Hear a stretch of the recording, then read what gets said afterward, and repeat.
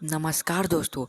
आज मैं इस वीडियो में हिंदी के मोस्ट इम्पोर्टेंट ऑब्जेक्टिव प्रश्न को बताने वाला हूं, जो कि बिहार बोर्ड क्वेश्चन बैंक से लिया गया है मेरे भाई।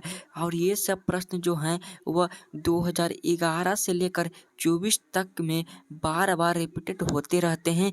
यानी मैं बता दूं कि एक से 2 साल बीच कर ये सब प्रश्न आते रहते हैं, इसलिए सभी प्रश्नों को रट्टा मारकर याद कर लो, काहे कि बहुत ही ज़्यादा इम्पोर्टेंट है और ये सब प्रश्न आपके बोर्ड एग्जाम में पक्का टकरा जाएंगे, ठीक है ना।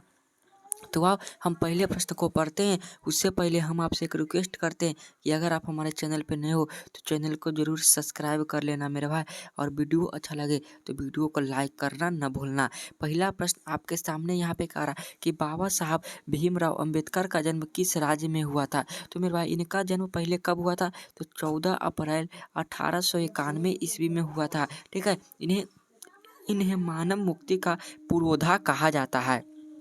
इन्हें क्या कहा था, मानव मुक्ति का पुरोधा कहा जाता है। तो इनका जन्म महू मध्य प्रदेश राज्य में हुआ था, ठीक है। अगला क्वेश्चन है, कविता नहीं है, निम्न में कौन कविता नहीं है। एक वृक्ष की हत्या, लौट कर आऊँगा फिर, नौबत खाने में इबादत, हमारी नींद। तो देखो भाई, ये ऑप्शन ए बी और डी ये सभी जो है कविता है, लेकिन नौबत खाने में जो इबादत है वह एक व्यक्ति चित्र है, वह बिस्मिल्लाह खां के बारे में बताया गया है। यानी इसका सही आंसर क्या हो जाएगा, सी, कविता निम्न में नहीं है, ठीक है। कह रामधारी सिंह दिनकर जी का जन्म किस जिले में हुआ। तो रामधारी सिंह दिनकर का जन्म मेरे भाई बिहार के बेगूसराय जिले में हुआ था, ठीक है। करा निम्नलिखित में विशेषण का भेद नहीं है। देखो भाई, इस वीडियो में हिंदी के बुक के क्वेश्चन तो रहेंगे ही रहेंगे, लेकिन ग्रामर के भी बहुत सारे प्रश्न हैं जो कि बार बार पूछे जाते हैं, इसलिए ग्रामर को भी बहुत ही अच्छी तरीके से याद कर लेना। तो विशेषण के भेद निम्न में कौन नहीं है, प्रविशेषण, गुणवाचक विशेषण, परिमाणवाचक विशेषण और संख्यावाचक विशेषण। तो मेरे भाई ये गुणवाचक विशेषण और परिमाणवाचक विशेषण और संख्यावाचक ये सब विशेषण के भेद हैं, लेकिन प्रविशेषण जो है वह विशेषण के भेद नहीं है, इसलिए 4 का राइट आंसर ये हो जाएगा, ठीक है। अगला प्रश्न को पढ़ो मेरे भाई। क्या करा कि तार सप्तक का संपादन किया। तार सप्तक का संपादन किसने किया, तो मेरे भाई अज्ञेय जी ने किए थे। अज्ञेय जी का पूरा नाम क्या है कमेंट में जरूर बताना मेरे भाई।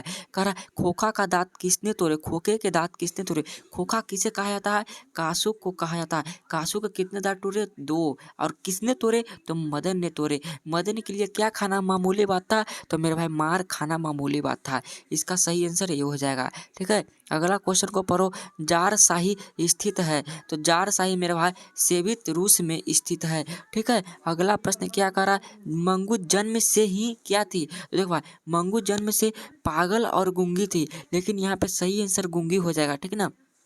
ऑप्शन में अगर ए और डी दोनों रहे तो लगा देना, काहे कि पागल भी थी गूंगी भी थी, लेकिन मामूली तौर पे गूंगी माना जाता है, ऐसा मेरे हिसाब से होना चाहिए। बिरजू महाराज खुद को किसका शागिर्द मानते थे, तो अपने माँ का शागिर्द मानते थे। किसका शागिर्द, तो अपने माँ का शागिर्द मानते थे। जातिवाचक संज्ञा उदाहरण, जातिवाचक का उदाहरण नहीं है। जातिवाचक का मतलब होता है जिससे पूरे जाति का बोध हो। जैसे मैं कोई लड़का कह दूं तो लड़का का मतलब पूरे जाति का बोध हो गया। क्लास में कोई जितने सारे लड़के उन सभी का बोध हो गया। अगर वहीं पे मैं लड़का का जगह राम कह दूं तो वो व्यक्तिवाचक संज्ञा हो जाएगा, ठीक ना। तो जातिवाचक का उदाहरण नहीं है। तो देखो भाई, गाय, नदी, शहर, विवेकानंद। गाय है तो गाय भी कई तरह के होते हैं, नदी भी, नदी का बहुत सारा नाम है, शहर भी बहुत सारे होते हैं, लेकिन स्वामी विवेकानंद कह दें तो सिर्फ खास हो गया, ठीक ना। नाम कह दे तो खास हो जाता है, ठीक है। कर्मधारय समास नहीं है, निम्न में कौन कर्मधारय समास नहीं है, तो कमल नयन, चवन्नी, नीलांबर, कृष्ण सर्प। तो मेरे भाई नीलांबर जो होता है, नीला है जिसका अमर, वो कर्मधारय समास है, और कृष्ण सर्प भी कर्मधारय समास है, कमल नयन भी कर्मधारय समास है, लेकिन चवन्नी जो होगा वह कर्मधारय समास नहीं होगा, ठीक है। अगला प्रश्न को पढ़ो। कविता नहीं है, एक और प्रश्न आ गया, कविता निम्न में कौन नहीं है, तो अभिनव कविता नहीं है। यहाँ पे देख लो, अभिनव कविता नहीं है मेरे भाई, ठीक है। अगला प्रश्न यहाँ पे क्या करा कि विशेषण की विशेषता बतलाने वाले शब्द को कहते हैं, तो विशेषण की विशेषता बतलाने वाले शब्द को प्रविशेषण कहा जाता है, ठीक है। अगला क्वेश्चन करा संधि के भेद हैं, संधि के कितने भेद होते हैं, तो संधि के 3 भेद होते हैं, ठीक है। अगला क्वेश्चन कहता है कि बहादुर कहाँ का रहने वाला था। तो बहादुर मेरे भाई नेपाल का रहने वाला था। बहादुर अपने घर से क्यों भाग गया था, कमेंट में बताना उसका जवाब। रामविलास शर्मा का जन्म कब हुआ, यहाँ पे लिख लो।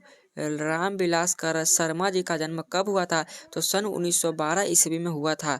अगला क्वेश्चन यहाँ पे क्या करा, परिमाणवाचक विशेषण है। तो परिमाणवाचक विशेषण निम्न में कौन है, तो थोड़ा सा जो है परिमाणवाचक विशेषण है। यहाँ पे बताओ चार कैसा विशेषण है, तो चार संख्या का बोध कर रहा है, इसलिए संख्यावाचक विशेषण है।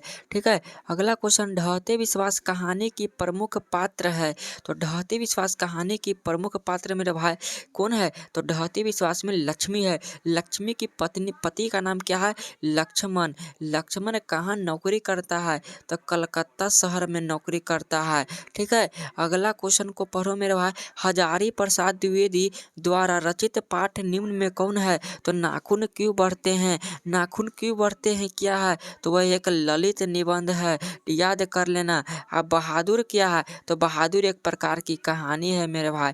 ठीक है। अगला क्वेश्चन को पढ़ो, क्या है, अभिनव किस देश में है। अभिनव किस देश में है, तो अभिनव रूस में है, सॉरी अभिनव फ्रांस में है। अभिनव कहाँ, फ्रांस में है। फ्रांस में रोन नदी के किनारे स्थित है मेरा भाई अभिनव। ठीक है। ज्योति, ज्योति मर्ग उदाहरण है, तो ज्योति मर्ग विसर्ग संधि का उदाहरण है। ठीक है। इसका संधि विच्छेद करेंगे तो वह विसर्ग में आ जाएगा। कहता है जहाँ दोनों पद प्रधान हो वहाँ कौन सा समास होता है, तो वहाँ द्वंद्व समास होता है। ठीक है। जैसे में माता पिता, इसमें दोनों पद जो होते हैं वह समान होते हैं, इसलिए वह द्वंद्व समास कहलाते हैं। ठीक है। विद्यालय का संधि विच्छेद है, तो विद्या प्लस आलय, विद्या प्लस आलय संधि विच्छेद इसका यही होगा। ठीक है। अगला क्वेश्चन को पढ़ो मेरे भाई, द्वितीय विश्व युद्ध में परमाणु बम किस पर गिराया गया, यहाँ पे किस पर कर लो, किस पर गिराया गया। द्वितीय महाविश्व युद्ध में परमाणु बम किस पर गिराया गया मेरे भाई, तो वह जापान शहर पर गिराया गया था। अगला प्रश्न करा, नाखून प्रतीक है, तो नाखून किसका प्रतीक है, तो पाशवी वृत्ति का प्रतीक है। अगला क्वेश्चन यहाँ पे है, सेन साहब की कार की कीमत कितनी है, तो 7,500। सेन साहब की कार की कीमत है। कार की रंग कैसा है, तो काला है। ठीक है। अगला क्वेश्चन करा, 20 के दांत पाठ की विद्या है, तो 20 के दांत मेरे भाई एक प्रकार की कहानी है। अगला क्वेश्चन को पढ़ो, 30 नंबर करा, बाढ़ की समस्या कहानी के केंद्र में है, तो बाढ़ की जो समस्या है मेरे भाई वह ढहते विश्वास की कहानी में केंद्र है। इसमें किस नदी का वर्णन किया गया है, तो उड़ीसा के जो महानदी है उसका वर्णन किया गया है। ठीक है। अगला प्रश्न को पढ़ो, 31 नंबर क्वेश्चन करा, प्रगतिशील साहित्य का संबंध है, तो प्रगतिशील साहित्य का संबंध मार्क्स के विचारों से है। लक्ष्मी का पति कहाँ नौकरी करता था, तो लक्ष्मी का पति कलकत्ता शहर में नौकरी करता था। ठीक है। ये 33 नंबर क्वेश्चन करा, पुरुषवाचक सर्वनाम का भेद नहीं है, तो पुरुषवाचक सर्वनाम के 3 भेद होते हैं, उत्तम पुरुष, मध्यम पुरुष और अन्य पुरुष, लेकिन निश्चयवाचक है वह सर्वनाम का भेद है। ठीक है ना। बिरजू महाराज का संबंध है, बिरजू महाराज का संबंध किससे है, बांसुरी वादन, तबला वादन, कथक नृत्य से, तो इसका संबंध कथक नृत्य से है बिरजू महाराज का। ठीक है। अगला प्रश्न करा, बहादुर का पूरा नाम है, तो बहादुर का पूरा नाम दिल बहादुर है मेरे भाई।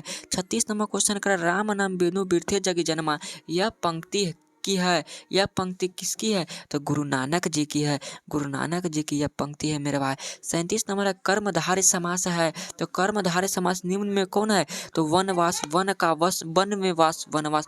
चंद्रमुख, यहाँ पे चंद्रमुख जो होगा वह कर्मधारय समास है। चंद्र के समान मुख, जिसका चंद्र के समान मुख होता है उसी को हम कहते हैं चंद्रमुख, वह कर्मधारय समास है। ठीक है।